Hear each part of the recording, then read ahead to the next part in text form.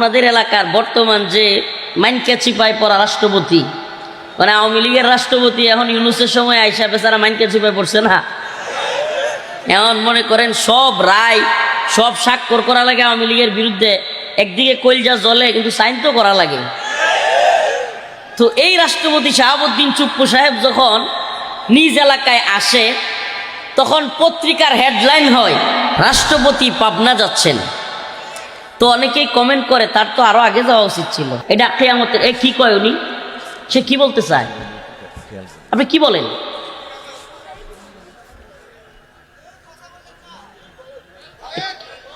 বলতে চাই কি? হ্যাঁ,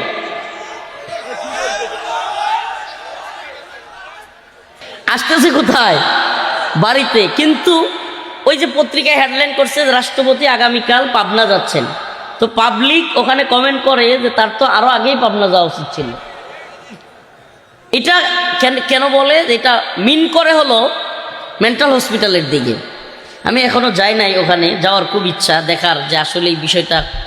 দেখেন, সুবহানাল্লাহ ওয়া বিহামদিহি। আজকে আমি আমার আলোচ্য বিষয় শুরু করবার আগে এই দু একটা কথা বলিনি। এগুলা যেহেতু আমি আসি নাই, ওই রকম পাবনায় বেশি একটা আসা হয় না, আসছি এক দুইবার আসছি। তো দেখা যাচ্ছে এই কথাগুলো কেউ বলে না। পাবনার মানুষজনকে ক্রিটিসাইজ করা হয়, কিংবা বিভিন্ন এলাকায়, বিশেষ করে ঢাকায় গেলে বা বিভিন্ন জায়গায় গেলে, আল্লাহ মাফ করুক, হ্যাঁও করা হয়, তাচ্ছিল্য করে মজা করা হয়। আমি মনে করি এটা কোনোভাবেই উচিত না। এটা আপনাদের বাহবা নেওয়ার জন্য বলছি না, এটা আমার এলাকা হইলেও আমি এটাই বলতাম, বা ভিন্ন এলাকা হইলে এটাই বলতাম।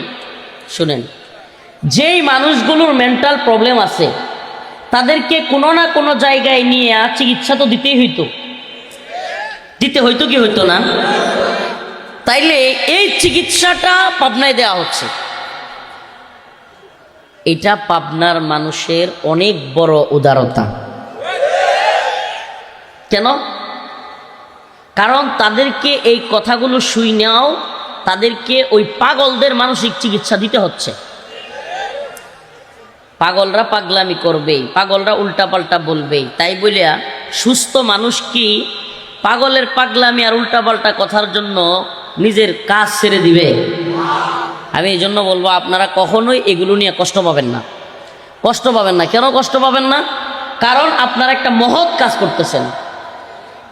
আমাদের নেত্রকোনায় যদি কোনো রোগী থাকে, আমরা কি পাবনায় নিয়ে আসবো না?